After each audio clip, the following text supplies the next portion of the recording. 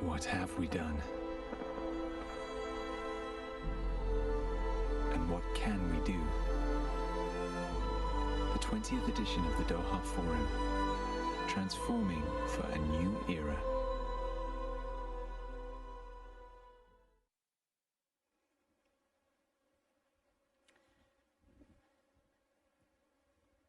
Your Highness, Sheikh Tamim bin Hamad Al-Thani, Emir of the State of Qatar, heads of state, heads of government, ministers, excellencies, distinguished guests, dear friends.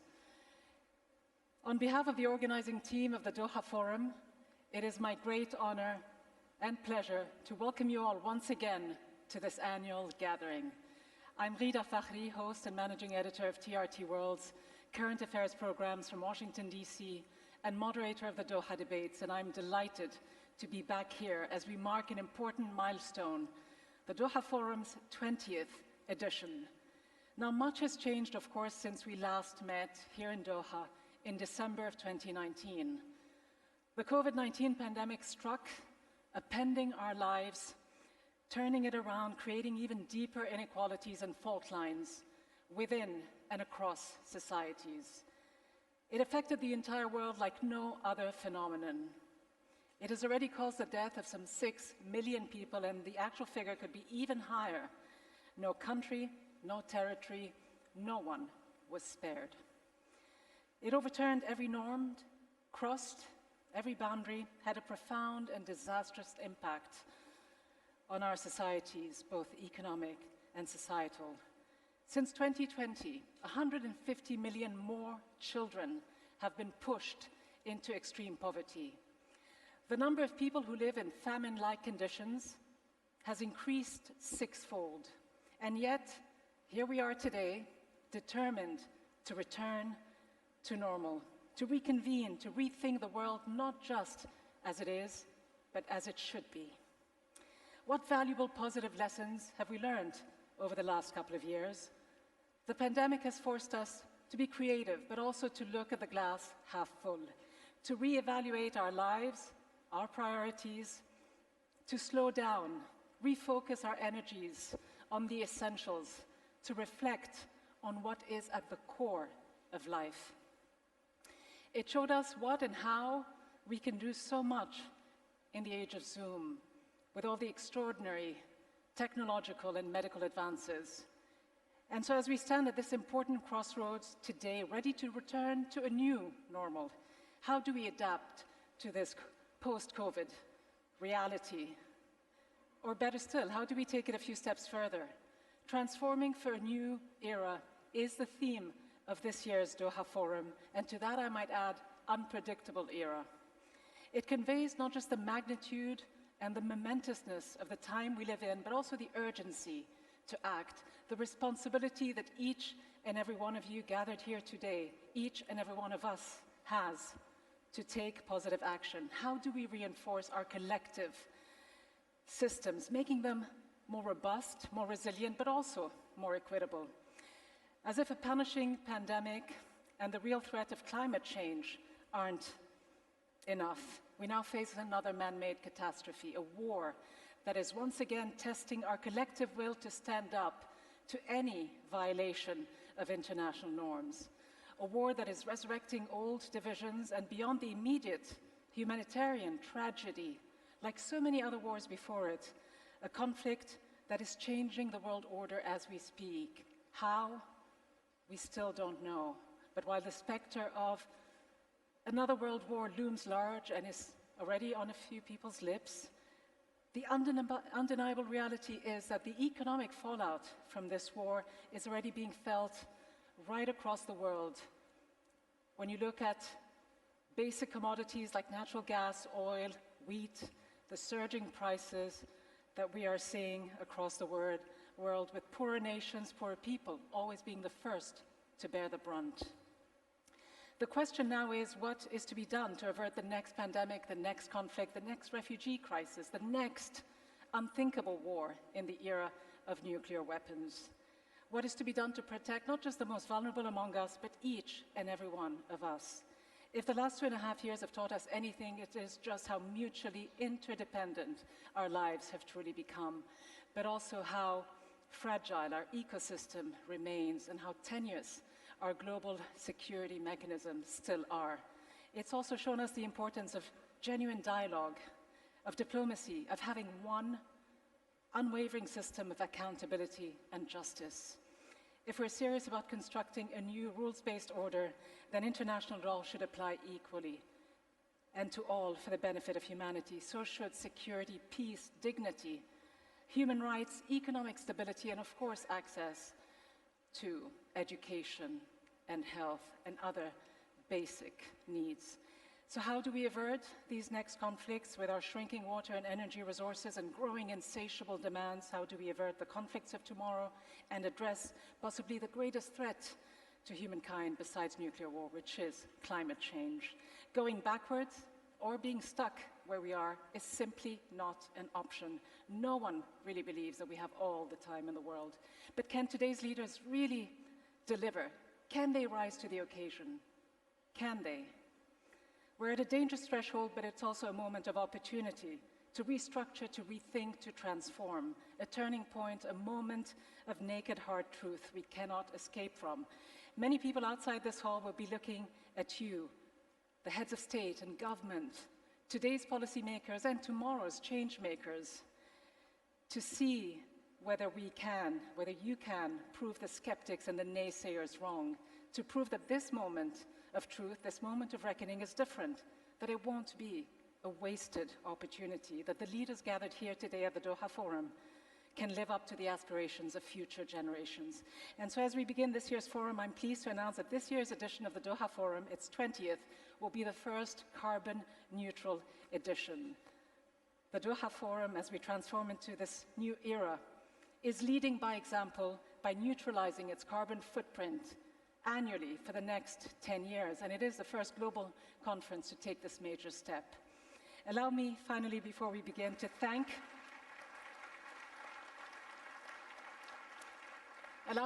on behalf of the organizers, the Doha Forum's strategic and content partners, as well as, of course, its sponsor, the Qatar Investment Authority. Now, to officially open the 20th annual Doha Forum, it is my distinct honor to invite to the stage His Highness Sheikh Tamim bin Hamad Al Thani, the Emir of Qatar.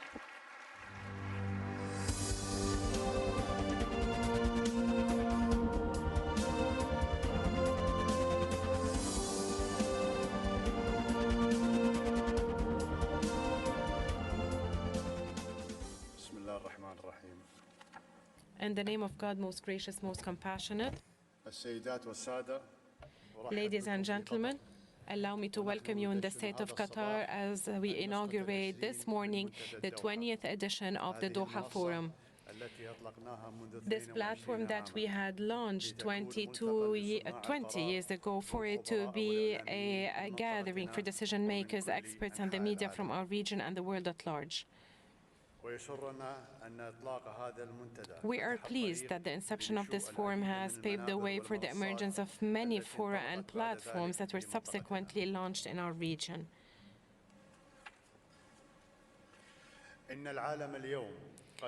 The world today has reached a pivotal stage on all levels: political, economic, environmental, and social levels. And the stage requires radical revisions to spare the world from reaching a state of imbalance. At the level of environment and climate change, we see that non-eco-friendly consumption patterns and rates of irresponsible industrial production are steadily increasing, which may lead to catastrophic repercussions that impact all of humanity and may even extend to reach future generations. At the societal and people's livelihood level, the social and economic gap among states and within a single society is indicative of a serious defect in the overall economies, especially after the strengthening of the technology sector and its role in the economy and the lives of individuals. This is in addition to the horrific increase in global poverty rates, the difficulty of accessing the basic necessities of life, and the deterioration into famines in some cases. We believe that social justice is the real shelter for societies, and this requires fair tax policies because the majority of societies cannot dispense with state services. But we warn against the exclusionary populist voices at a time of societal tensions and economic recession. One of these exclusionary phenomena that have increased in recent years is the phenomenon of Islamophobia. Regretfully, Islamophobia is not confined only to the forces of the populist right. It needs taking a firm and serious stand against it, such as the one witnessed by the world when it took a stand against racial discrimination and anti-Semitism. It is noteworthy here that the accusation of anti-Semitism is now used wrongly against everyone who criticizes Israel's policies, and this impinges on the struggle against racism and actual anti-Semitism. On the political and security level, it is sorrowful to see a contraction in the political and diplomatic means in favor of military expansion and armed solutions. The militarization of solutions has begun to grow during the last 4 decades till it reached one of its most challenging peaks in the Ukrainian war. From here, I emphasize the firm position of the State of Qatar on the renunciation of violence, intimidating civilians and assaulting state sovereignty, and all other acts that may constitute a violation of human values and international laws. We stand in solidarity with the millions of innocent people and refugees who've been victimized by this unjust war and geopolitical calculations. While stressing the solidarity, I would like in this context to remind of the millions of Palestinians who have been suffering from the Israeli occupation and international neglect for more than 7 decades. Similarly, a lot of other people, such as the Syrian people and the Afghan people, for whom the international community has failed to render justice. Honorable audience, this war reveals beyond any doubt that the formulas upon which the international order was based in the aftermath of World War II and after the end of the Cold War are changing. It is incumbent on all of us, especially the major countries, to take a serious stance to determine the future of the international order and ask ourselves an important question. What is the shape of the world that we want for our children? What is the new era that the current war in Europe and before the coronavirus crisis and other successive crises have proven that we must act to reshape for the benefit of all humanity? Would the major powers answer this question by fighting after competing in the development of new types of weapons?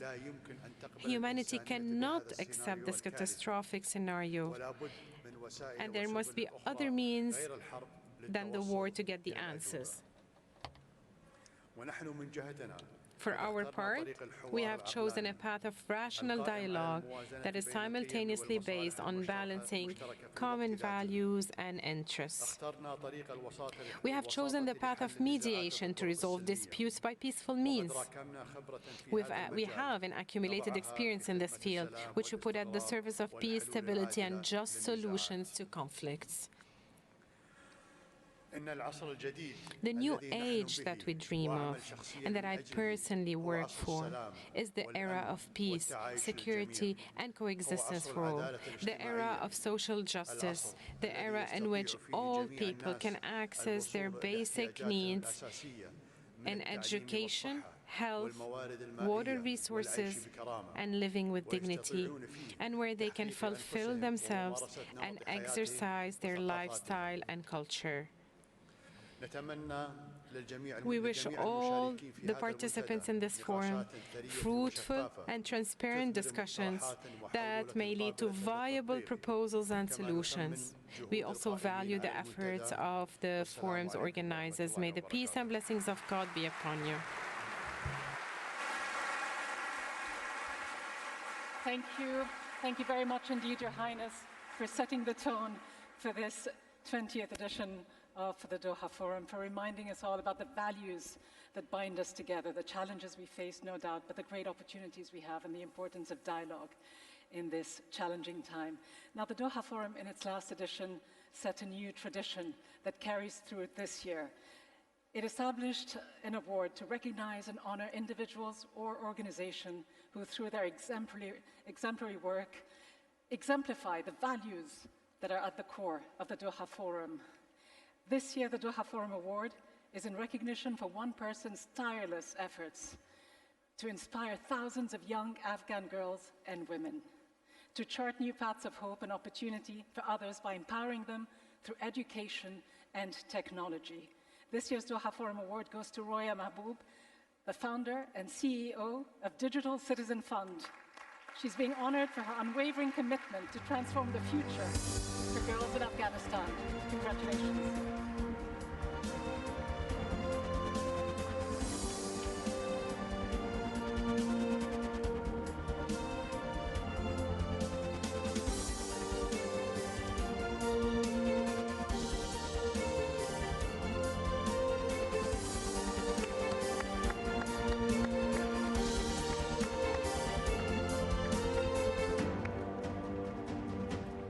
Thank you, Your Highness Sheikh Tamim bin Hamad Al Thani, and congratulations to Roya Mahbub for this richly deserved award. As I invite Roya to take a seat here on stage, I'm pleased to also invite my colleague, Doha Debates correspondent and presenter of the Course Correction podcast, Nilufar Hedayat, a fellow Afghan, to join Roya here on stage for what I'm sure will be a fascinating discussion about Roya's journey, how it led to the establishment of the first all-girls Afghan robotics team and the many recognitions she received along the way, including a place in Time magazine's coveted list of the 100 most influential people in the world. Here's a quick look at how it all began. I didn't start out wanting to change the world. I started out as a shy and curious girl in Afghanistan. As a child, I always heard a rumor of some things would change up my life. A magical box that connects you to the world. And I found out that there is another world that exists that I didn't know about it.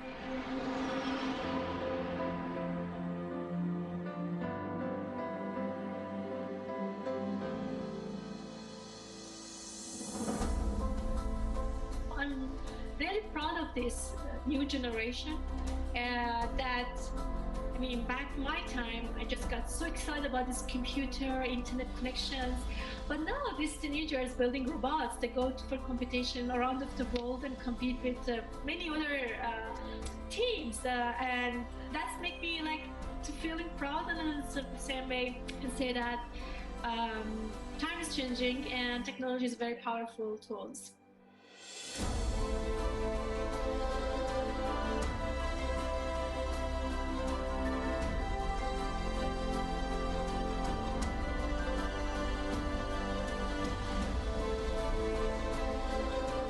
But I wanted to build a team all girls because it's definitely send a message for the girls and women in Afghanistan and also to the world.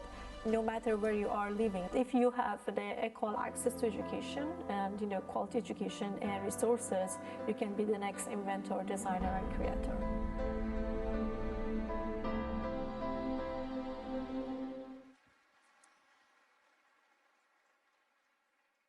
Roya Mahbub, it gives me great pleasure to congratulate you on this accolade. and this is a very special award, isn't it? It is. Thank you very much. I would like to take the opportunity to say that it's a pleasure and my honor to receive this certificate. And I would like to sincerely thank you to His Highness for his continued support of my work in Afghanistan and also for this generous gift. I also wanted to thank you everyone who are helping me to become who I am today. Thank you for. Now, everything started with you with your first day at school as a young Afghan girl. Tell me about that important moment and how did it transform the opportunities that you have so that you are sat here with us today? Sure. I was an Afghan refugee in Iran at the time. I remember that my father took me in his motorcycle to the schools. And I was so excited, you know, I could find so many friends that day. I was missed my family, but I was very excited because, you know, you learn many things. And that day is always is in my mind. But I think that the moment that has changed my life, it was when, for the first time, I went to this in a cafe that for the first time I see this magic box that, you know, connect you with the world. And I got so excited. You know, in Herat, there was only one library. And, you know, you couldn't find enough books at the time. It was 2004, 2005. And at that time, you know, this computer helped me and I decided to make technology to be the center of my career. STEM, science, technology, engineering, and mathematics. Very difficult for women in the global north to access and build a career or get an education in. More difficult in Afghanistan and other developing nations. Why is STEM such an important part? Why do you believe in it so much, in its transformative power, not only for the women and the citizens of these nations, but also for the women themselves? I think that STEM education is an engine for rapid regional development. And if we do not put the high quality of and also it's a future, we have to look at that STEM is a future and we have to invest it on secondary or higher education today. But if we do not put the, you know, high quality of STEM education in our schools, we might limit our future, you know, the younger generation to not be prepared for future jobs. Absolutely. Now, most of the people that came in here today must have walked past the impressive display of these amazing-looking robots and artificial intelligence machines. They look very impressive. They were built by the Afghan girls robotics team who have had an incredible journey themselves. As an Afghan woman myself, very proud to see what they've done. I'm always rooting for them. But robotics, the robotics exhibition, but also the work that you're doing to try and encourage young Afghan girls to search for different futures. It's all connected, isn't it? This isn't Afghan women doing something unusual. This is what they're capable of. Yes, I mean, we started 5 years ago, and this team right now is becoming as a symbol of hope and, you know, unity for Afghan communities. And it's all about that you're giving the, you know, the tools and high quality of education to the children. It doesn't matter where they are living. They're living in the United States, or living in Afghanistan, living in Yemen, living in Palestine, or any part of the world. They can be the next inventor, designer, and creator that they can change their lives, and they can change their communities. STEM education is the future, and you know, it's gonna increase the economic opportunities for the people. It's will help with you know, technology adoptions, and we can see that in most countries like Afghanistan and South Asia, most of the women are working, you know, low wages jobs in, you know, handicrafts or agriculture, and many of these jobs are going to take off by machines and AI and robotics, and it's scary to look at the future if we do not invest today in our younger generation. I hope they don't take my job. I definitely need it more than they do. You tried to build a factory. Tell me about this factory. Well, it was a week before that, you know, the former government of Afghanistan collapsed. After, you know, 2 years going back and forth, they gave us the approval for one of our products that we're building the, you know, the UVC robots that the girls work on that. And they give the approval, and then we got so excited, and then... This is 1 week before the regime change in Afghanistan last summer. So you're trying to build a factory to create products to sell, to kind of benefit. And Yeah, it was supposed to be the first factory of robotics that the women are run that. And I mean, I'm not saying that is not going to happen. I would just say that we are hold that because there is still hope.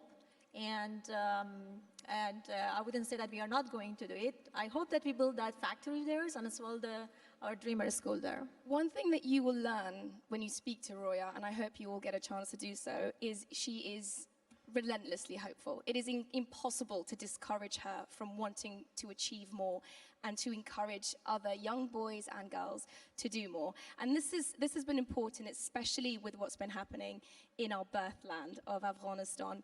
What message or hope do you give to young girls in this new age where education for them is going to be much more difficult to come by?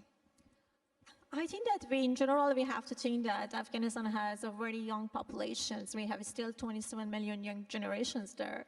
I mean, I know that the evacuation has happened, hundreds of thousands of Afghans left, but there are millions of the kids still are there, and we cannot forget about them. And I think that this is a room of the powerful people, and I think that they can, when they all can get together, they can do magic things. And I would call for every policymakers here and the people who have influence on Taliban and Emirat Islami to encouraging them, because, you know, when the girls cannot do educated, it costs us money. It costs, you know, the poverty rate goes up and the crisis and conflict that happen. It's not only human rights things, but it's also help the economy of the countries to grow. We cannot ignore half of the populations of a country. If we do it, just think and imagine, if very simple maths, is half of the population ignore, and then the other half, 30% are the children. So you think that with 20% we can move forward? Great question. I'll leave the room with that fantastic question.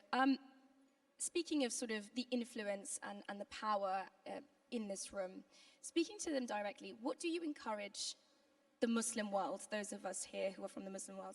And do you have a similar or different message to the leaders and important folk here from the global north? Should different nations, different groups be approaching the right to education differently? I think that the Muslim countries, first of all, I would like to ask all of them to get united and talking with Emirat Islami, because 2 days ago it was supposed to the schools be open, and they again reject to reopen the schools. And what Qatari government does, they did a statement, and I hope that other countries also push the Taliban that it's not Islamic, because it's not Islamic. In all major Islamic countries, the girls can go to the schools, can be educated, they can be in the, you know, in the politicians or run your business. And so I don't think that it should be only for Afghanistan. But in general, I think that it's a time for all Muslim countries and also other developing countries to invest on the Islam high quality of education. We must prepare our younger generation for future jobs. We have to know that if we don't do it within the next 10 to 15 years, it would be scary to look at the world. Richest world are, you know, going move forward, and this gap will be increased. We can't just, you know, just wait and sitting at and let this happen. Well, it's just simple investment in education.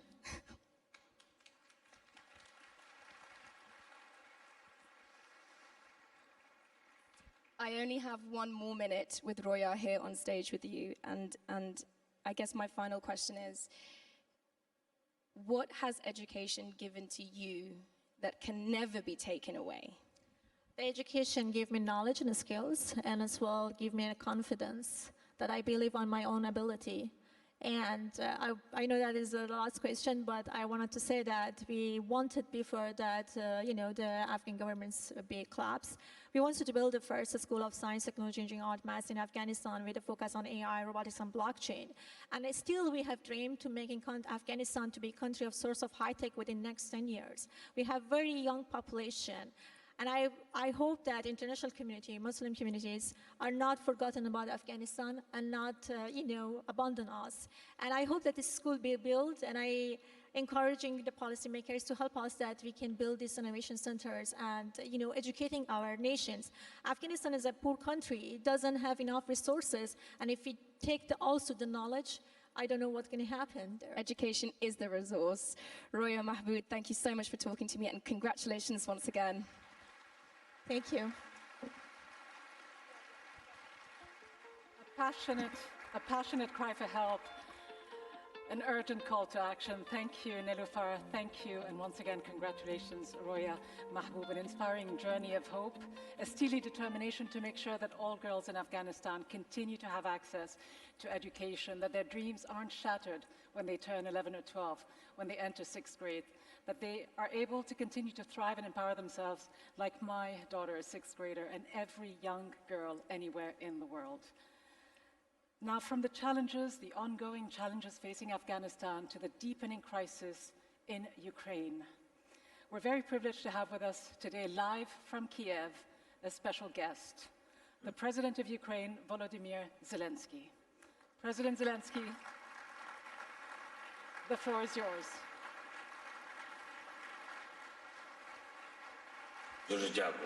Thank you very much.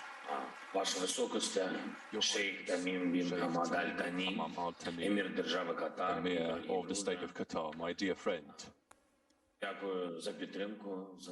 you for your support and our recent conversation. Your Excellencies, participants of the Doha Forum, ladies and gentlemen, I wish to address you with the traditional words in the Gulf region, Assalamu alaikum, which means peace be to you.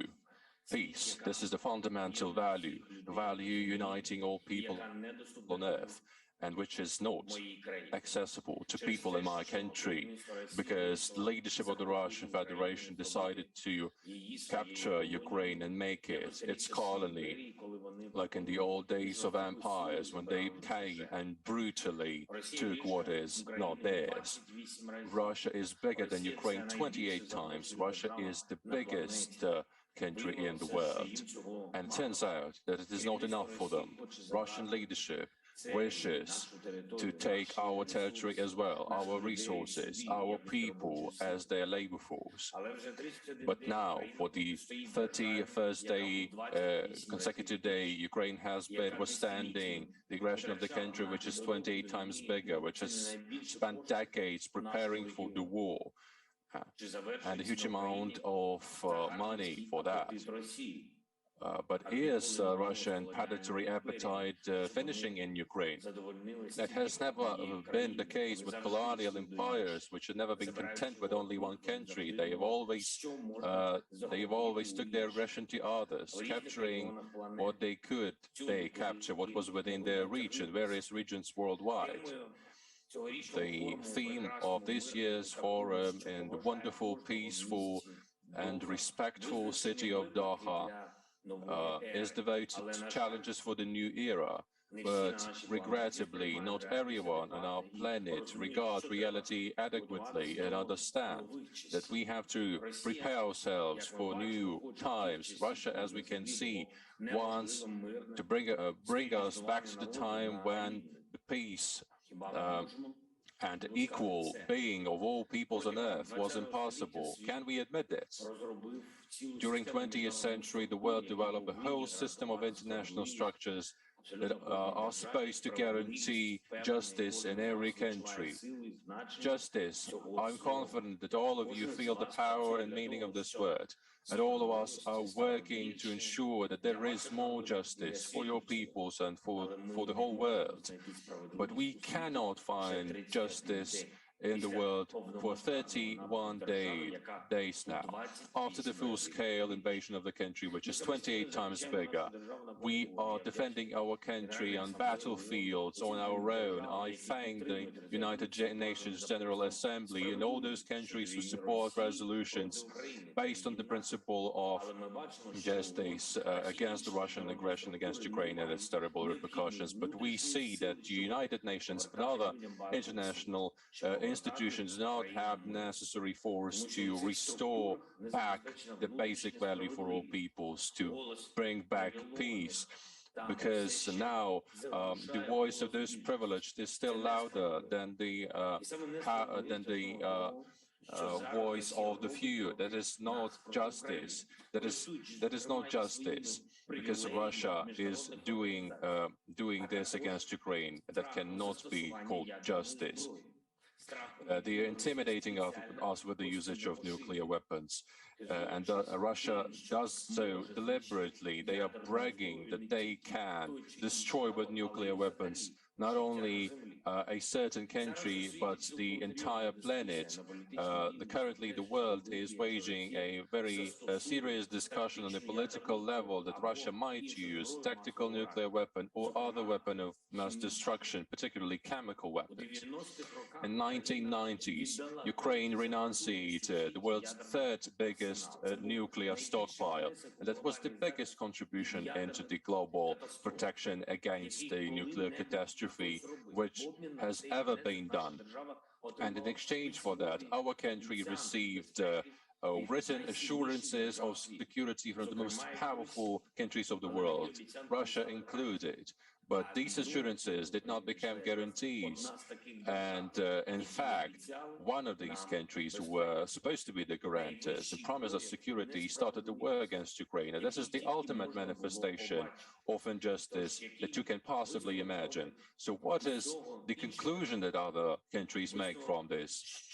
Is it the conclusion that everyone needs nuclear weapons in order to protect themselves against the invasion? That is very hazardous for everyone. We need a genuine reform of international institutions, mechanisms of the United Nations to guarantee security, to ensure that those 28 times bigger do not think that they can do whatever they want, and to ensure that the nuclear status of a country is not used as a permit to do injustice to other countries. Ladies and gentlemen, we're talking with you at a time when the world is trying to overcome the terrible pandemic, which spares no one, no country, and no social statuses. It has been indiscriminate until the world developed the necessary vaccines. Injustice spreads just like the virus does. If it is not stopped, if we neglect it, then it will affect all countries and all people. Look at the cities of Ukraine, which Russian army is devastating. Look, for example, at our city of Mariupol. This is exactly what we have seen at the city of Aleppo in Syria: ruins, rubble, pain, and the destruction of peoples. Ukraine is a country of diversity and peaceful coexistence of nationalities and religions. In our country, more than 1 million Muslims live, and Russian rockets and air bombs are hazardous peril to our peoples. In the city of Mariupol alone, which is blocked by Russia, 4,000 Muslims live. And now there are also many women, children, and people of advanced age sheltering. And all the roads to the city are blocked. Russian troops do not allow to the city even humanitarian cargo. No food, no water, no medicine. Around the clock, the city is being bombed and shelled. 90% of all buildings in Mariupol have been already destroyed. Thousands of people are dead. But Russia's invasion still remains unchecked. And I can also remind you that Russia has not been punished for what it has done in our Crimea after it captured it. And in Crimea, Russian repressions are aimed exactly against the Muslim population of the peninsula. Over 31 days of this war, the Russian strikes have damaged at least 59 buildings of worship.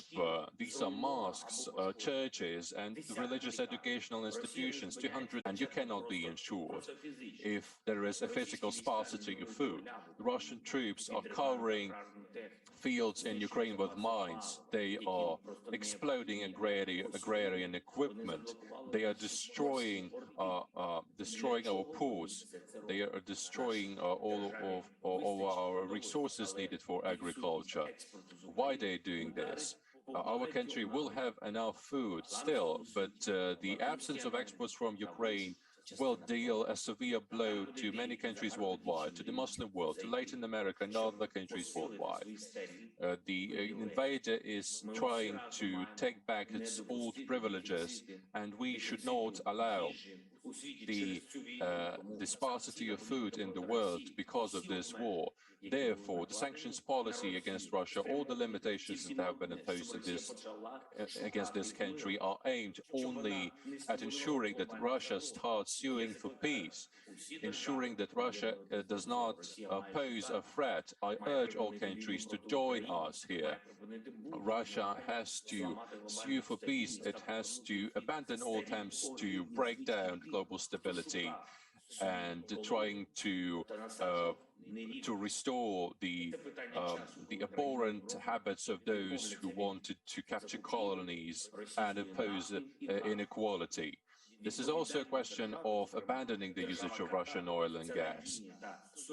Responsible states, like the state of Qatar, are reliable and solid exporters of energy resources, and they can make their contribution to the stabilization in Europe. They can do much to restore justice. The future of Europe rests with your efforts. It depends on your efforts. I ask you to increase the output of energy to ensure that everyone in Russia understands that no country can use energy as a weapon and to blackmail the world. In a week, there starts a sacred month for all Muslims, the Ramadan. I do not have to explain to you the momentousness and importance of this time. All the world reveres this month and has profound respect for it. But now the Muslims of Ukraine are forced to protect their country and their freedom with arms at their hands. In this sacred month, we have to exert even more efforts to ensure that Russia sues for peace. We have to have an anti-war coalition, do it all together, to ensure that this sacred month of Ramadan is not overshadowed by misery and pain of people in Ukraine and by the devastation of our cities. We need to do it to give people an impossibility to prepare themselves, to brace themselves for the new era and not adapt to the old abhorrent realities, predatory wars, famine.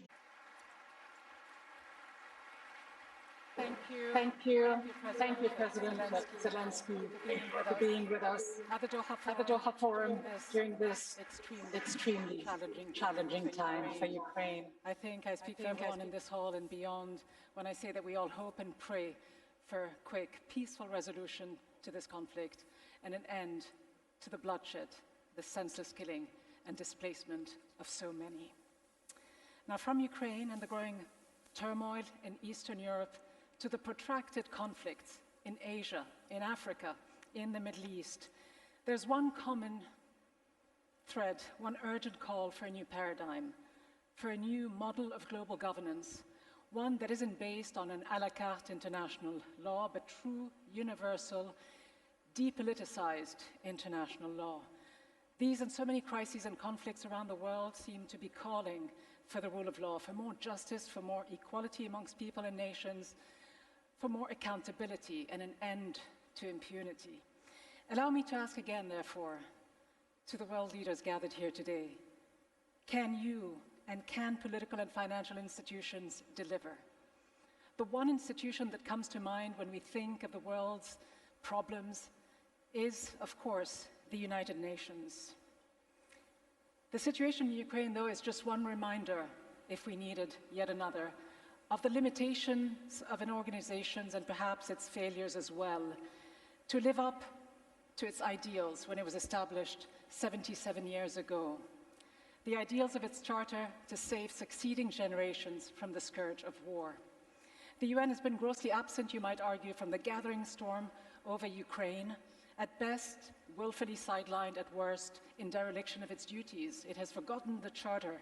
Can we truly transform for a new era if the one organization that is meant to represent each and every one of us remains stuck in the power structures, and you might add, the power struggles of a bygone era, a post-World War II era? Can we reduce inequality, increase economic growth, avert future wars, hold powerful nations to account, and protect the rights of the most vulnerable among us if the UN fails to transform itself.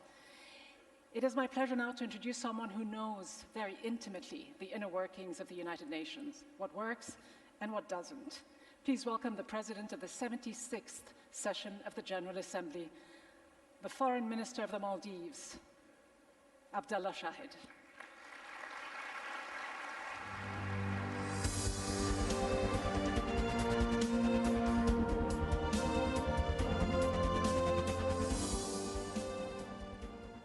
Bismillah ar-Rahman ar-Rahim. His Highness Sheikh Tamim bin Hamad al-Thani, the Emir of the State of Qatar, heads of state, heads of Qatar, at the forefront of global policy making, promoting critical dialogue and engaging leaders from diverse policy backgrounds and expertise to address current and emerging global challenges and advance pragmatic solutions. The success of Doha Forum and its emergence as the premier forum of choice for the world's top decision makers and influencers is also reflective of Qatar's emergence on the global platform as a key strategic and international partner for the conflict resolution, preventive diplomacy, soft power diplomacy, and humanitarian assistance. I welcome this year's thematic focus on transforming for a new era.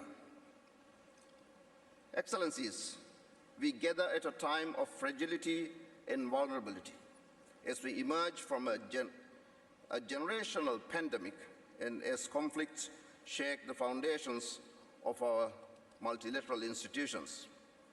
Our world faces multiple armed conflicts, rising extremism, nuclear proliferation, cyber threats, disinformation, and the widening impacts of climate change. Millions of people are suffering the consequences of inequality, regional rivalries, and an erosion of basic freedoms, trends which have been accelerated and amplified during the COVID-19 pandemic. 274 million people, including women and children, are in need of urgent humanitarian assistance and protection. Afghanistan now confronts a grave humanitarian crisis. The economy has tanked. The financial sector is paralyzed. All this comes on top of a punishing drought. Ethiopia's crisis continues, and Sudan's once promising political transition has veered off course. The crisis engulfing the Sahel region of North Africa continues to worsen, with inter-ethnic violence increasing and terrorists extending their reach. Yemen's war has caused what the United Nations still deems the world's worst humanitarian crisis. Rival military coalitions in Libya are no longer fighting, and the United Nations has restarted negotiations aimed at reunifying the country. But reaching lasting peace will still be an uphill struggle. Haiti continues to be tormented by political crisis, gang warfare, and natural disasters. The 2021 coup returned Myanmar to military rule and shattered hopes for democratic progress in a country that has been beset by decades of conflict and repressive regimes, are reminiscent of a bygone, brutal age, one which we have tried to put behind us for the last 76 years. I repeat my call for an immediate ceasefire and to resolve disputes through diplomatic channels and diplomacy and dialogue. Ladies and gentlemen, for over 2 years we have struggled to cope with the immense strain of COVID-19. Many of us have experienced the virus directly, and all of us have experienced it indirectly. Those fortunate enough to live in a country with high vaccine accessibility are especially hopeful that this could be soon put behind us. But in countries with low vaccine accessibility, the pandemic continues to leave its tragic marks. The danger of more variants emerging is very real, threatening to undo everything that we have achieved. This is only, and there is only one solution: universal vaccination. Excellencies, among the many casualties of COVID-19 has been the decade of action of the Sustainable Development Goals.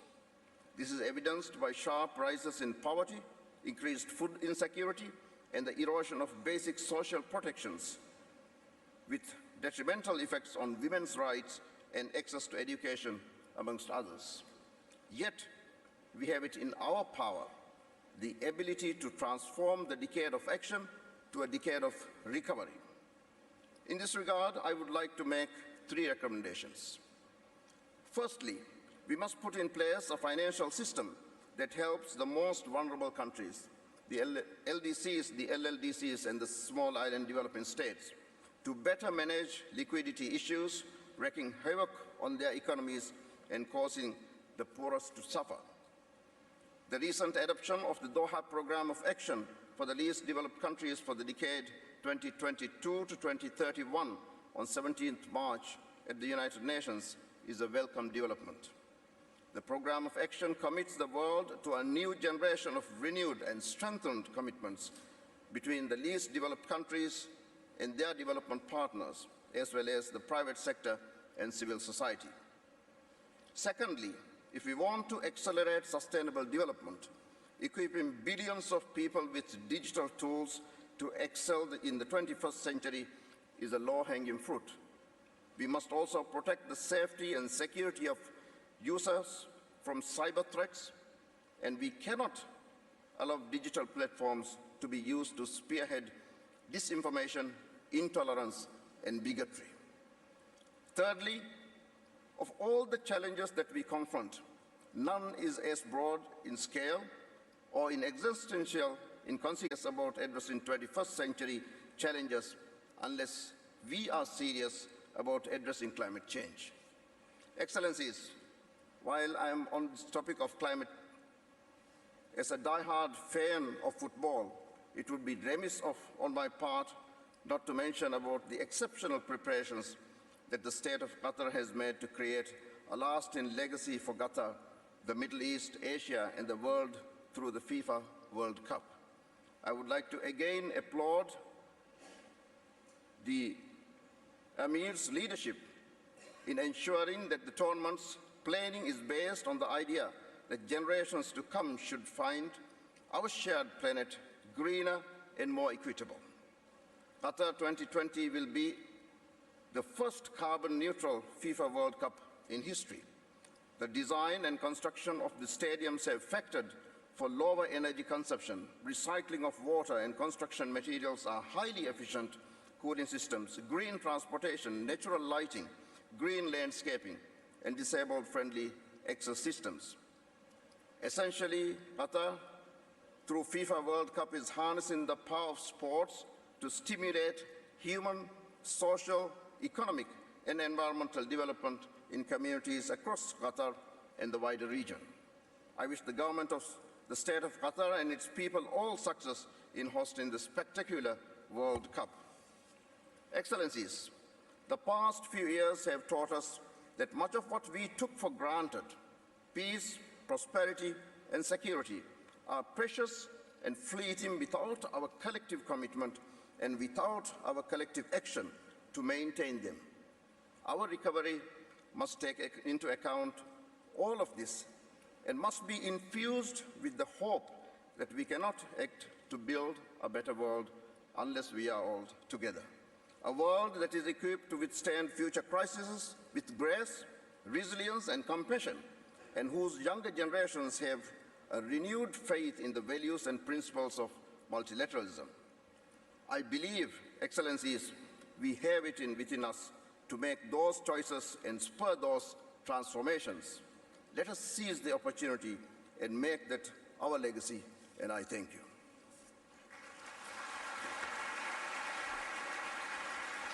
Thank you very much, Mr. President, once again for articulating and highlighting the need and the importance for a robust multilateral system, but also the challenges facing nations like yours, who, unless there is immediate and concrete action to combat climate change, could find themselves literally submerged underwater. By 2050, there are estimates that about 80% of the territory of the Maldives could become uninhabitable unless something is done. And that is why we need multilateral organizations, the UN special agencies, government initiatives and partnerships with the private sector, as is the case with the carbon neutral initiative here in Doha, in partnership with Aspiration, that will help us tackle this most urgent of issues.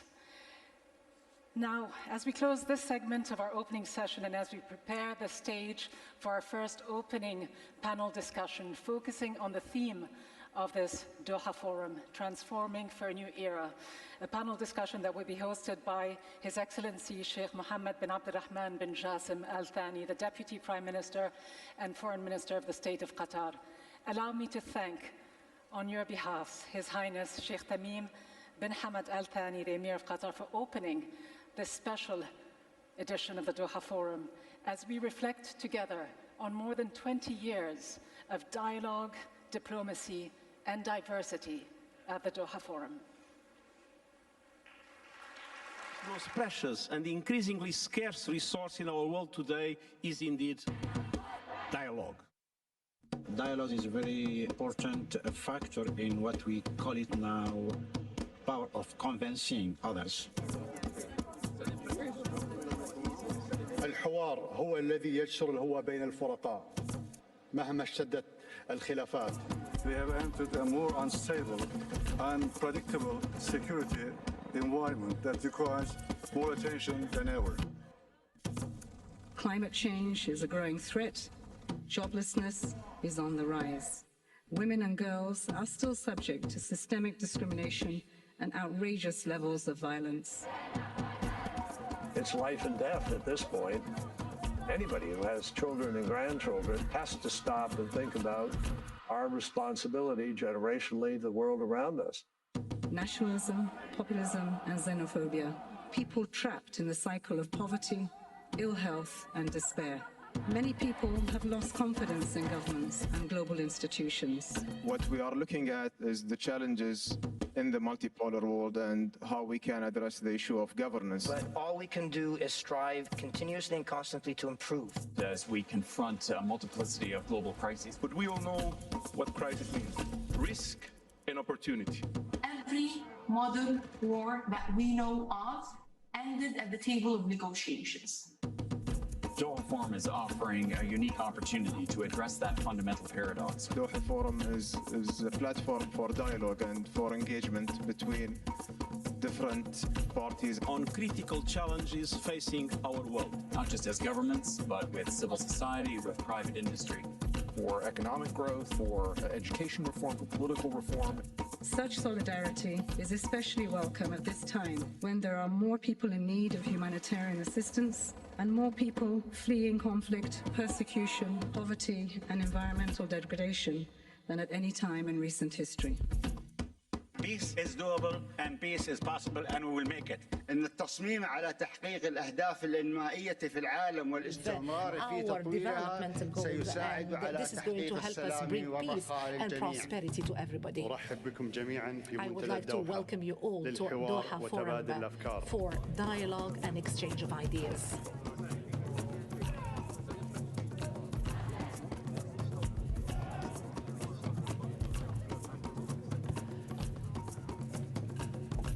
Stage is set, and now on to the first plenary session of the 20th Doha Forum, Transforming for a New Era, a session that will highlight the shifting geopolitical realities and priorities, not just in the region, but throughout the wider world, in the United States, Europe, and Africa, bringing together top representatives from two of the region's key players, our host, Qatar and Saudi Arabia, in addition to senior representatives from the United States and Europe.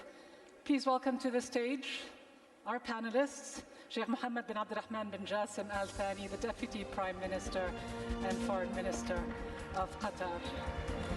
His Highness Faisal bin Farhan Al Saud, Minister of Foreign Affairs of Saudi Arabia. The Honourable U.S. Senator Lindsey, Ranking Member of the Senate Committee on Budget, former Chair of the Senate Committee on the Judiciary. His His Excellency Josep Borrell, High Representative of the European Union for Foreign Affairs and Security Policy, and to moderate this session, Dr. Comfort Ero, who was appointed President and CEO of the International Crisis Group just last December. A pleasure to welcome you all on stage.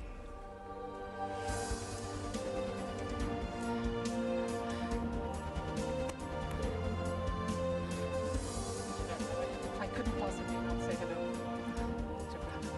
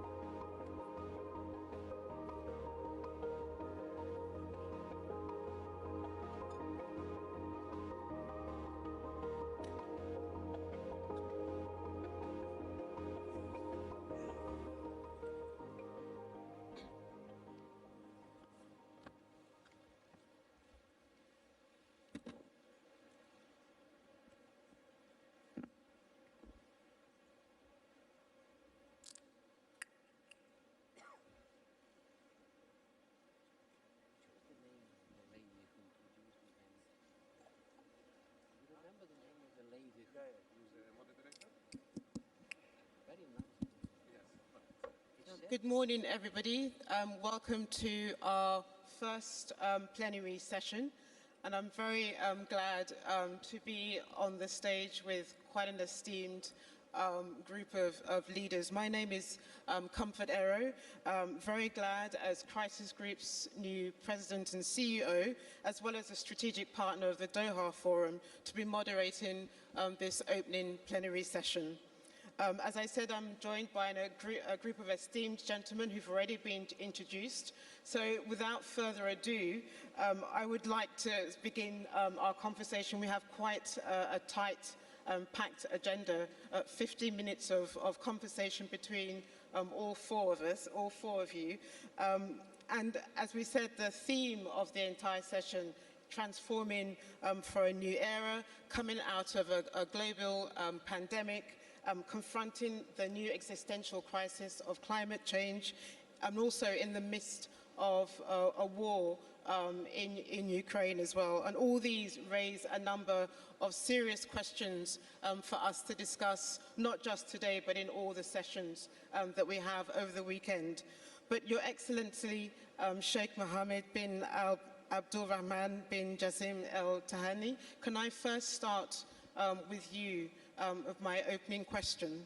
The current pace of change that we're seeing in the international community, growing multipolarity is how many observers are seeing the transformation that we're seeing in the international arena.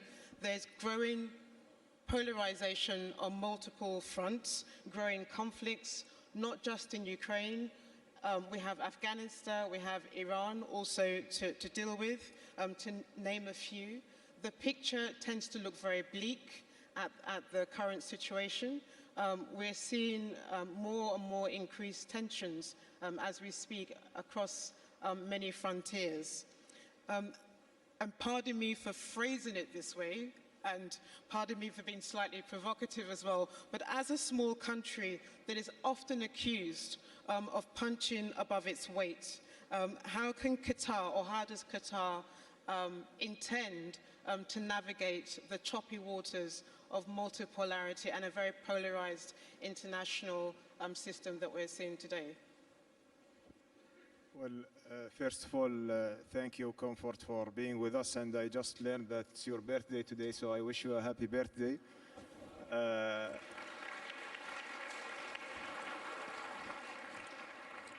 I'm really also glad to see all our friends among us here today and to have them participating in Doha Forum after suspending for 2 years, just hosting it virtually because of the pandemic. Regarding your question and the theme of this year, transforming to a new era, actually, we believe that any transition normally is a bumpy way, and a lot of crises are happening, and we are exposed to high geopolitical risks. But in the past decades, actually, our world being built based on interconnectedness between different countries. So we cannot be isolated or are not affected by any of the global crises. One of the main issues that everyone is talking about right now is climate change. Climate change is a global problem that's going to affect all of us, whether we are small or large countries. And I think that what the international community is trying to do now in order to anticipate the consequences is already a late response, but we need to work on it collectively. But another example is the pandemic. And we have seen that COVID hit all of us, and all the consequences of COVID, we are still living through it. But we have seen that if there are inequality in vaccination and treatment of the COVID, this is going to mean that there are new variants going to be developed, and this pandemic is going just to prolong. And the last but not least is geopolitical crisis. When we see any crisis happening in any part of the world, it's definitely have its impact first on the direct neighbors, but then on the entire world. Whether it's an issue of if there are conflicts, we will see people fleeing from their countries, being refugees. Those refugees are going to create crises in another country. Any humanitarian catastrophe is going to have its domino effect, or it will affect the supply chain, as we have seen and witnessing right now between Ukraine and Russia. Both of them are representing the world food basket in terms of wheat, in terms of corn, a lot of other supplies. Also, we have seen this is impacting the energy market. So as Qatar, as you mentioned, is a small state, and what a lot of people unfortunately claiming that we are punching above our weight. It's not about punching above our weight, it's about our regional stability and international peace. And being an effective member of the international community is very important. If we can contribute to bring more peace and stability to our region, or maintaining the international security and international order. For us, it's very important to maintain the international order, to maintain the international legitimacy, and to preserve the UN Charter and the principles of the international law, because we are a small country that are protected by this multilateralism, and all other small countries are in the same position. And for us to make sure that our region is stable, it's directly in our national interests. For us, for being a platform for diplomacy and dialogue, it's also an important national security issue in order to stabilize the region around us and to maintain the international peace and stability. So we cannot be isolated from what's happening around us in the world, and we have to play an active role and to provide at least a positive contribution to international peace and stability. And I believe that Qatar has been building a track record in dialoge and diplomacy in different conflict areas, whether it's in Sudan or Lebanon, or between Djibouti and Eritrea. And the fact that dialogue is the only way forward and the only way to end any crisis or any potential conflict has proven that it's the right way, because we have never seen a war that ended in the battlefield. We have been always witnessing and living throughout any crisis by solving it around around the table through diplomatic talks, through concessions by both parties, and this will be the only way forward. There will never be a zero-sum game, and we believe that for the current crisis, we need to provide short-term, mid-term, and long-term solution in order to preserve the international order.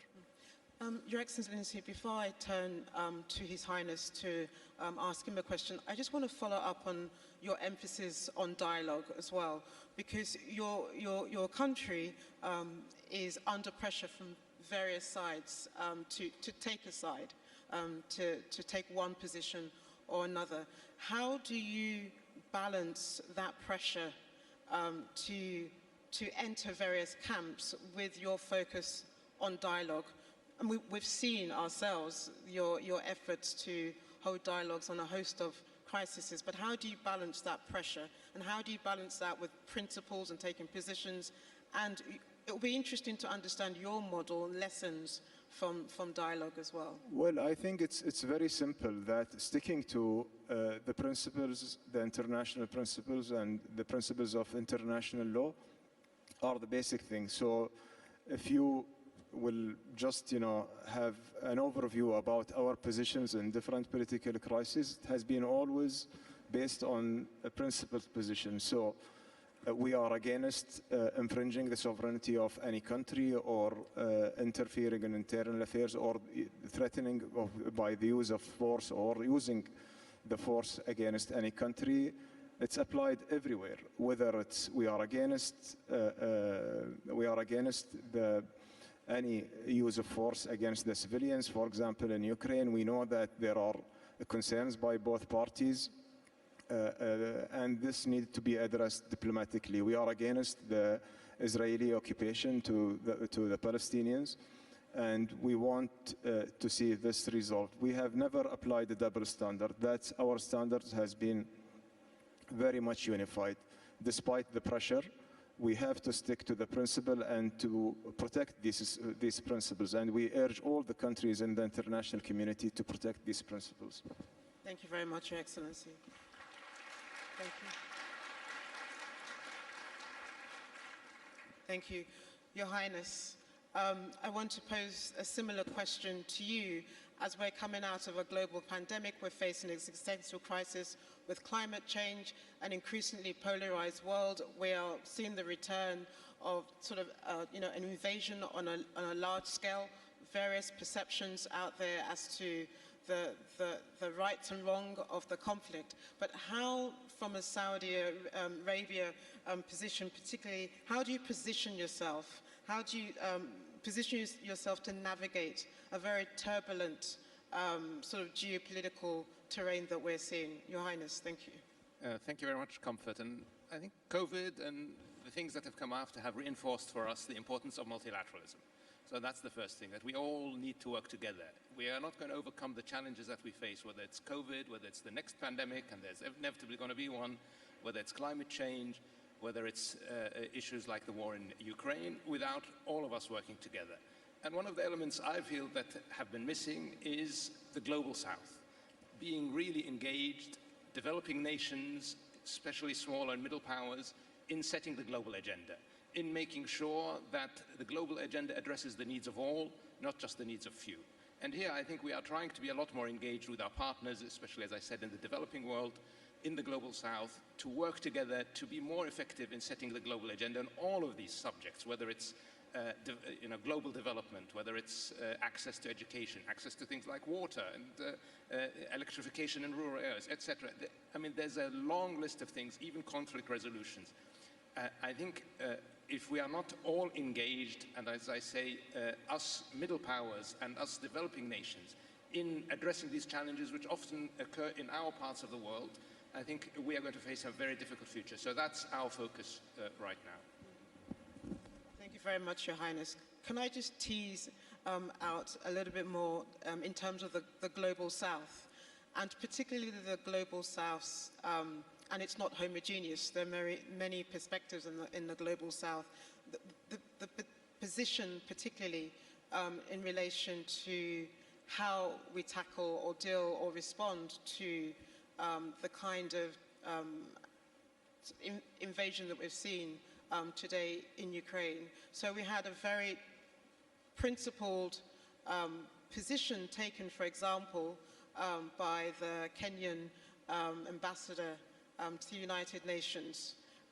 Many of us, myself included, felt that he spoke on behalf of many of us in the global south. Does that perspective resonate right across many frontiers, or are there differences of opinion in how to solve the problem that we're seeing today in Ukraine? Certainly there are differences of opinion, but I think we all agree that the priority is to end the conflict, to end the suffering of the civilian population, and to address the issue in line with international norms, with international accepted international law, and with full respect to the United Nations Charter. So I think there's almost no disagreement, I think, in that. How we achieve that goal, there may be differences, but here again, it's important that we have a dialogue. And if we are to engage the global community, we have to listen to the global community. Good. Thank you very much, Your Highness. Senator Lindsey Graham, if I can turn to you, sir. One of the themes that came out when you look at the narrative, the agenda of the entire weekend, and I'd like to quote it to you and get your response from that. The balance of power, global power, continues to drastically shift from its previous one-man equilibrium, with Russia and China cementing their positions as leading rivals of the United States and calling into question the responsibilities of their powers' necessities. How should the US position itself with this new sort of transformation that we're seeing with new arrivals, and one that I know that particularly you have concerns about from the United States? Well, number one, I speak the worst English of anybody on this stage, so I want to let you know that. So the first thing I think the United States needs to do is to be a better friend and a more worthy adversary. We're in competition with lots of forces. So I want to thank the people of Qatar, the Emir, for helping get Americans out of Afghanistan. Thank you so much. I think our biggest enemy in Afghanistan was corruption. After 20 years of an international effort to bring about a better day, we failed. I think the Taliban were empowered by the inability to deal with corruption. The young woman who spoke reminds us all the hope of Afghanistan. I've been to Iraq and Afghanistan, usually with Senator McCain, 51 times since 9/11. And I am confident that the Taliban rule over Afghanistan will not last. They're outliers in terms of the hopes and dreams and aspirations of the Afghan people. As to Russia, Russia has decided to use force of arms to achieve a goal that Putin has been talking about for a very long time. And it's been a time of choosing for the world writ large. The fact that the Saudis are here at this conference means that the embargo's over. And I'm glad to see both of you on the stage, because we have to be together. So the UAE and Saudi Arabia have been reluctant to join in a resolution condemning the invasion. We have been reluctant in the United States to speak out against the Houthis, who have been constantly harassing the region. So I will lead an effort back home to put the Houthis back on the foreign terrorist list. I think that's where they belong, from my point of view. So the point is that Putin has brought America together. Putin has made NATO stronger. We all cheered President Zelensky. You know, talking about climate change in this region, I feel like a vegetarian at a beef convention. Can you explain what that means? So, the point is that everybody up here talking about climate change, probably 70% of your GDP depends on oil and gas. What have we learned from Russia? That our response to punish Putin, to end this conflict, is very much restricted because of the dependency that Europe has developed over Russian oil and gas. So not only would it be good for the climate to move to alternative, cleaner sources of fuel, I think it would be the biggest change in geopolitics in my lifetime is to get away from fossil fuels. So America sees Putin as the bad guy and Ukraine as the good guy. Here's my question for the body. We all want the war to end, the suffering to stop. But how do you end this war? And what are the acceptable terms? If after this is all over, Putin is still standing and is stronger, then the world has failed.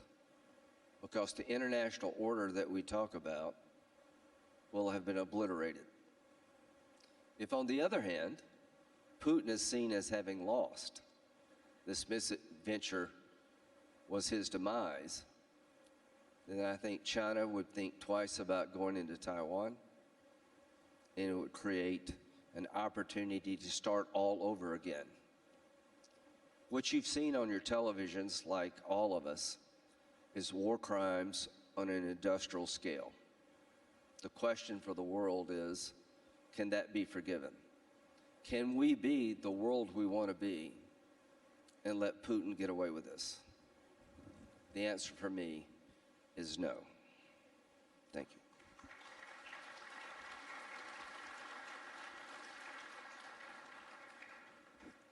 Thank you very much. Let me pose that question to the High Representative.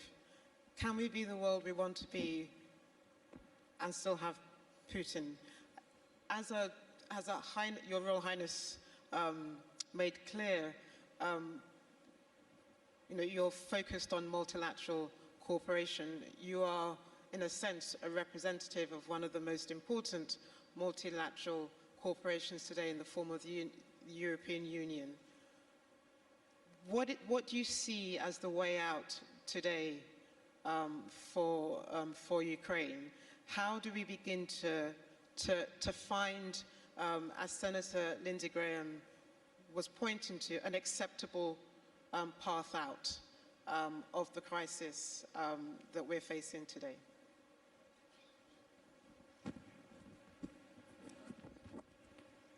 Thank you.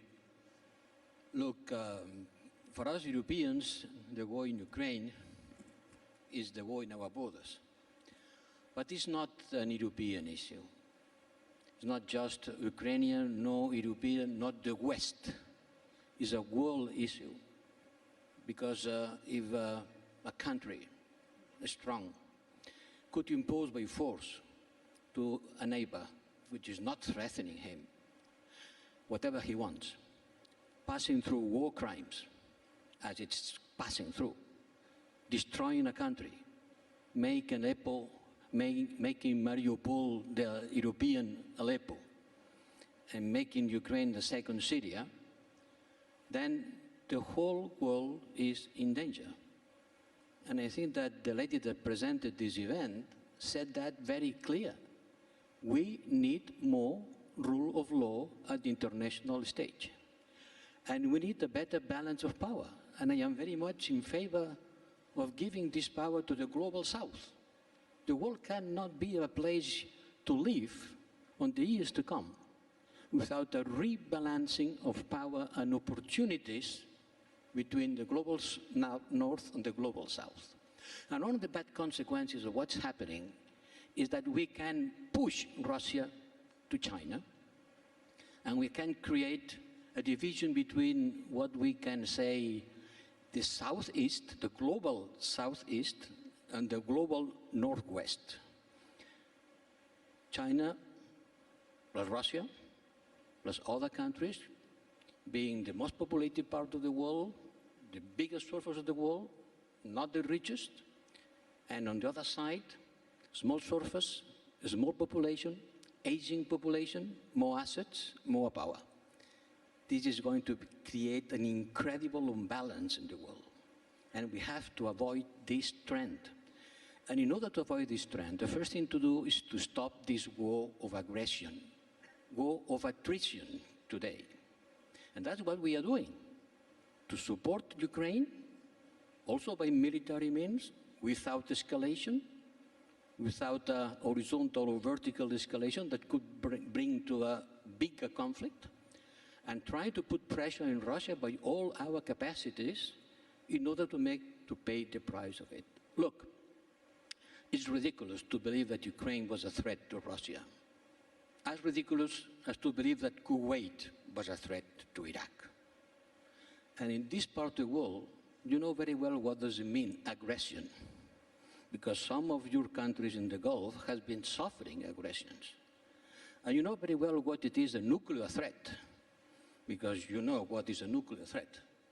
And you know what means the aggression, the pertinent, systematic aggression. And by the way, I want to express my concern by the attack that you have been suffering from the Houthi rockets in Saudi Arabia, that we condemn strongly. We are against aggression, any kind of aggression. It cannot be the law of the jungle. If we land Putin to put their rule on Ukraine just because he has more firepower, then who is going to be the last? Who's going to be the next one? And where? So don't believe that it is another war among Europeans. We Europeans, we have rejected the war as the way of solving conflicts. And we are the quintessence of multilateralism. And I am in charge of making consensus between 27 different countries, so you can imagine the amount of dialogue that I am practicing every day. I am very much in favor of dialogue to solve the problems. And what's happening is just the contrary. It's the law of the stronger. Might makes right. We cannot afford this. This is the danger for the whole world. The world that wants, as the presenter said very well, more rule of law at international level, more equality, more cooperation in order to face the global challenges. Environmental degradation on one side and technological evolution on the other side. But what do we see? We see that instead of more cooperation in order to face global challenges, is the new fight among powers that is coming again. It is the fight among the power in order to define what is the sovereignty of the nation, sovereignty of the people. We are at a critical moment of the history. That's a tectonic change on the way the world is working. It is the end of this 40 years period in which China and US were complementarity, a certain complementarity between China and the US, with the Soviet Union fall down, with the war in Afghanistan, with the Islamic Revolution in Iran. All these things has changed completely. The pandemic and the war in Ukraine has set a completely new scenario. We cannot afford Putin to impose its law. I hear you both very well, High Representative and Senator Graham. But a question to both of you, but also to Your Excellency and Highness as well. So it's very clear that there's unity between the United States and Europe today on what to do on Russia. The longer the war drags on, the graver the humanitarian crisis, the greater the cost back home in those European capitals, and not just the European capitals, the cost to other parts of the world, the food security challenge that you rightly point out. The longer it continues, how long do you think you're going to be able to hold the current coalition? It's number one question. Number two question, you have that unity today, but can it hold, for example, High Representative Borrell, vis-a-vis China as well? can Europe hold its own unity today vis-a-vis China? So those are two questions, and I do welcome our Excellencies and Highness to also chime into this debate, but this is very much a central issue in the newfound transatlantic positioning that we have. Before there were doubts about that coalition. It's been found, but how long is it going to last? Because there is pressure being felt at home as well. Well, I think this is the two really ultimate questions. I know the suffering is hard to witness. How long will it last? As long as the Ukrainian people are willing to die for their freedom. Here's what I think. I think the Ukrainian people are not going to accept a peace deal that's not genuine. Remember the Budapest memorandum? They gave up the third largest nuclear force on the planet, the Ukrainians, with a promise that Russia, the United States, and Great Britain would basically honor their sovereignty. How many of you believe that they had that deal to do over again, they would have taken a different course knowing what happened? So it's important we get this right. It's more important that we get it right than when it ends. Now, if you're in Ukraine, you want it to end right now. But if this ends badly, as the gentleman said, then you're going to unleash holy hell throughout the world. I am convinced that if Putin gets away with this, China will take Taiwan much sooner. I'm convinced that if Putin gets away with this, the Iranians are going to be more aggressive, not less. The converse is true. If Europe and the United States and the Mideast and the rest of the world can see this through, give the Ukrainians the weapons they need to take the fight to the Russians. The Russian military on the ground is beginning to break. It's the air campaign that's wreaking so much havoc on the Ukrainian people. Give them the MiGs. Every weapon system we've given Ukraine, they've used effectively. Give them the S-300s. Give them the ability to control their skies. Be clear, if there's a chemical weapons attack on the long-suffering people of Ukraine by Russia, I would advocate fiercely for a NATO no-fly zone. We can't sit back after 50 years of conventions against chemical weapons use, watch it happen and do nothing about it. So tell the Russians that if you drop chemical weapons in Ukraine, there will be a contest for the skies. If there's a tactical nuclear device exploded inside of Ukraine by Putin because he's losing to scare all of us away, I consider that an attack on NATO itself, because the fallout from a nuclear explosion will contaminate Europe. The one thing that's been missing in this debate is clarity. Clarity as to what happens when Putin escalates. To my friends in Europe, the Germans have done things that nobody could envision a month ago. Putin is still getting $5 to $7 billion a week from oil purchases made by Europe. I am convinced that the Russian people are beginning to understand that as long as Putin is their leader, they have a very dim future. I believe things in Russia will change over time if we keep the sanctions on. And the only way this can end in the right way is for the Russian people to take matters in their own hands and bring about a change in regime. I really, honest to God, believe that. If you wanted the world to change, let me just clarify. take Putin out. Are you suggesting regime change? I am suggesting that the Russian people deal with Putin. I'm not suggesting Americans invade Russia.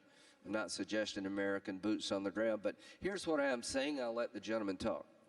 After Aleppo, after Chechnya, after the Ukraine, after killing opposition people, after stealing his country blind, why the hell would we want him to stay?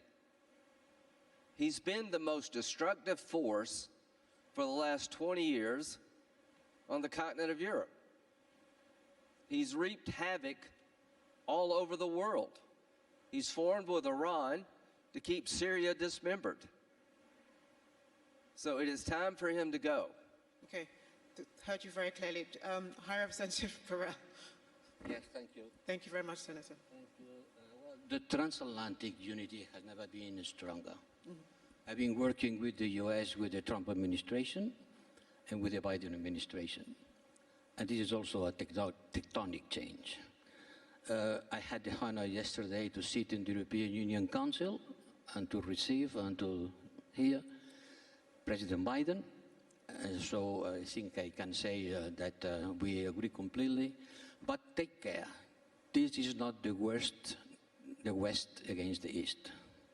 It's not the coalition of the Europeans and the US to face Russia. It's much more than that. Certainly, Ukraine is our neighbor. We have with Ukraine the biggest and stronger partnership agreement that we have with any other nation in the world. So it's normal that we take a lot of care with these people. And we have been doing things that it was impossible to imagine before the war, like spending our money from the European Union budget to provide arms to Ukraine to fight. And I think that thanks to this military support, Ukraine is resisting. But Senator, if I can say, take care with drawing red lines. Yeah. Because when you draw red lines and someone overpass them, you have to act. Mm-hmm. It has not been always the case. So take very much care on drawing red lines. Take very much care on not spreading the war, neither vertically nor horizontally. And try to engage in the intellectual and moral fight against Russia, the whole world. Because I am very much aware that yes, we got a lot of support in the United Nations, but also quite an important number of abstentions. And in the world, there are feelings that is still there, coming from the colonialist time and the Russia influence in Africa. This matters. I've been talking with a lot of global South leaders, South America, in Africa, and we have to make a big effort to understand everybody that for us, Western people, globalization is no longer Westernization. That we believe that. And in order to regime change, yes, I have a lot of admiration for these Russian people who go to the street to demonstrate against war. It's quite easy to go to demonstrate against war in Madrid or in Berlin. By the way, people don't go a lot. Yeah. Not too much. My main concern is not to make this a revival of the Cold War between the West and the East. And that's a good point in which to end. We're going to be talking about Ukraine throughout the entire weekend. It's not all about Ukraine. And both Our Highness and Your Excellency, you both also raised two other crises and political issues that are close to home for both of you, Afghanistan and Iran. And I'd like to ask, start with you, Your Excellency, and Your Highness, as to where we are today in relation to Iran, and whether a peace agreement in your own minds is imminent. And I'm quoting here High Representative Borrell. I saw on his Twitter account, as I was preparing for the session, to quote you, you said, essentially ready and on the table. Is it, Your Excellency? Well, I think you can better ask the parties of the agreement to give you probably a better answer. I can just reflect on the regional perspective, or on Qatar perspective, first of all.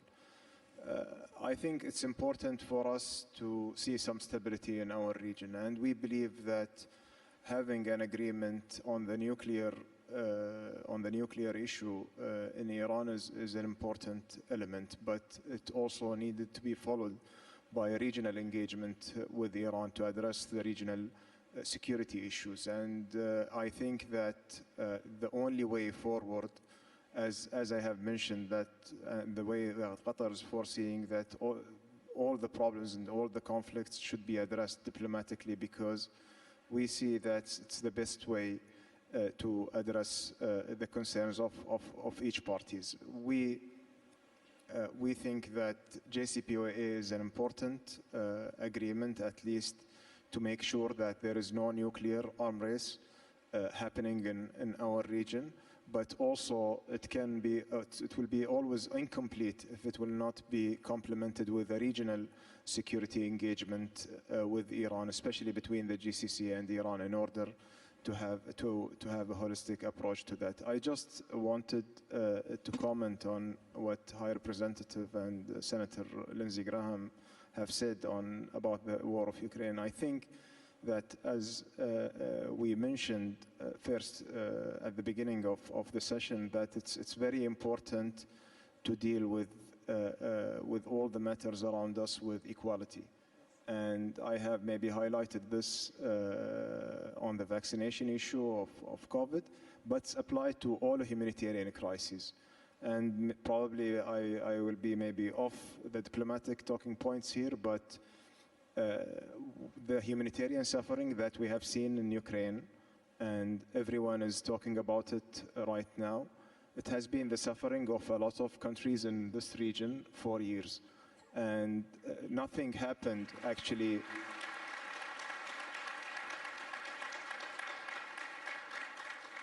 We have never seen a global response to address those sufferings. And we've been calling for this, that setting a precedent in the regions by witnessing the brutality against the Syrian people, or against the Palestinians, or against the Libyans, or against the Iraqis, or against the Afghans, without having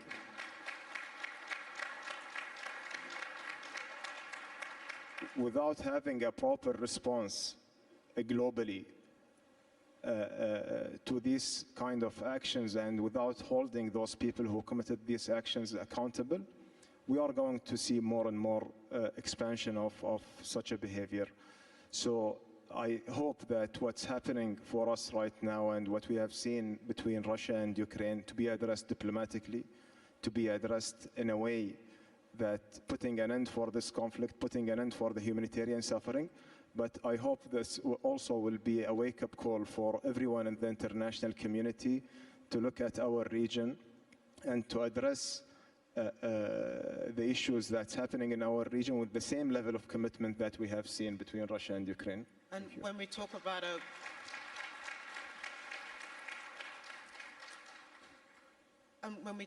a balancing of the international order, it also has to be, as you're rightly saying, Your Excellency, a balancing, and more equitable response in all sort of humanitarian actions towards all crises that we're facing. I think that's an important point. Could I make a comment? I'm just going to ask His Highness to step in. I'll try and be brief. Yeah. I'll pick up exactly on Sheikh Mohammed's point, Yes. because he made it very well. And I'd say High Commissioner Borrell mentioned that Mariupol is Europe's Aleppo. Well, Aleppo was our Aleppo. Yes. So the problem is exactly in that.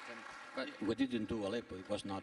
No, I understand, but this is the whole issue. Who was bombing Aleppo? Not the Europeans. No, but the engagement of the global community, the engagement of the powers that could be effective now and then is quite different. And the issue here is, again, this conversation. The transatlantic unity right now is commendable, but I think you have to have a much better conversation with the rest of the global community. You yourself mentioned that there was some resistance in the GA.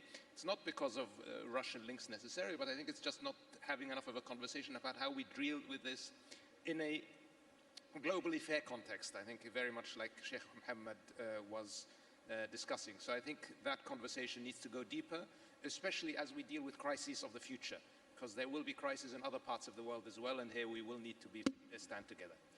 Gentlemen, we have come to our time. We are going to be continuing to fight. I will give you. Can I say a word I'll about give you GCPOA? 5 seconds right to reply to this issue, but please go ahead. And then Senator Graham, I know that you have No, a right. And Sheikh, Her Excellency, I'd like to end with a final word from you. I don't want to lose the opportunity to talk about the GCPOA, since, Go ahead, please. since I suppose a lot of people are interested here on that. And as I know, I am the coordinator of the talks, the Vienna talks, and my team has been installing in Vienna for a lot of months. I lost them because they are just working with the GCPOA. And I have to say that, well, the GCPOA was working well, I think. Thanks to the GCPOA, Iran has not become a nuclear power. And that's what we want to avoid, Iran becoming a nuclear power. And then other issues, certainly, but you know, step by step. The first thing to do is to avoid Iran becoming a nuclear power. JCPOA was working well until the unilateral withdrawal of the US under the administration Trump. And now we are very close to an agreement. And I hope it will be possible, because now we are discussing about collateral issues that have nothing to do with the core of the nuclear deal. So I think I can bring a hope. But the work has been hard, and we are reaching an end. Senator Graham, 30 seconds, and I want to give the final word to His Excellency. Yeah, I'm sorry to hold you up, but the average American believes that we have been involved in this region. For 20 years, we've been in Afghanistan. We spent $1 trillion, and we lost almost 3,000 troops. Aleppo, we should have done more, right? Yemen, place is starving. How do you deal with the long-suffering people and not reward the Houthis? How do you now help the starving people of Afghanistan without locking in Taliban rule forever? Isolationism is what I fight every day in America. There's a lot of Americans believe that no matter what we do over here, it doesn't work. Here's what I would say. This is the best region of the world for America to be involved in, because things are changing for the better here. I come here enough to know that the future of this region is brighter than it's been in my lifetime. Thank you. And finally, about clarity. If you don't tell Putin what we will do, you're making a mistake, because he sees it as weakness. If you don't tell the Iranians what their red lines are regarding their nuclear program, you're going to live to regret it. Thank you, Senator Graham.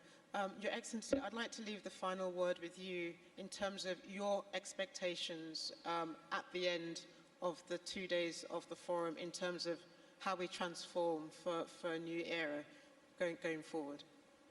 Well, I think bringing all our guests here in Doha to discuss how we can go through this turbulent time in transforming to a new era in a way to mitigate our risks through dialogue and through more engagement, strengthening multilateralism, stressing on the importance of protecting the international order and international law, but also it's very important to have such a dialogue between the North and the South, as His Highness mentioned in his remarks, and also to look at the issues and crises around us with a lens of equality. And I think this is very important for us to hear here in the region, to see the same level of engagement to the issues that related directly to us. And I thank you for emphasizing that point about equality right round. Thank you very much. Please, thank you very much.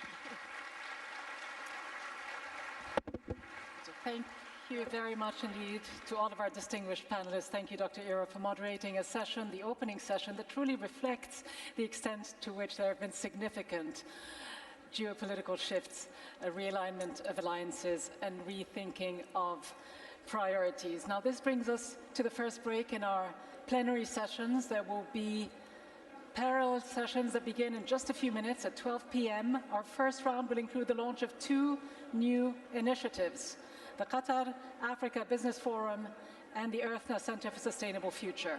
Our sessions will focus on misinformation and the war for truth, economies of war, and so much more. I hope you all have productive sessions. We will see you back here after lunch at 2:20 p.m. That's when we continue with a one-on-one interview with the U.S. Presidential Envoy for Climate, John Kerry. You won't want to miss it. See you all back soon.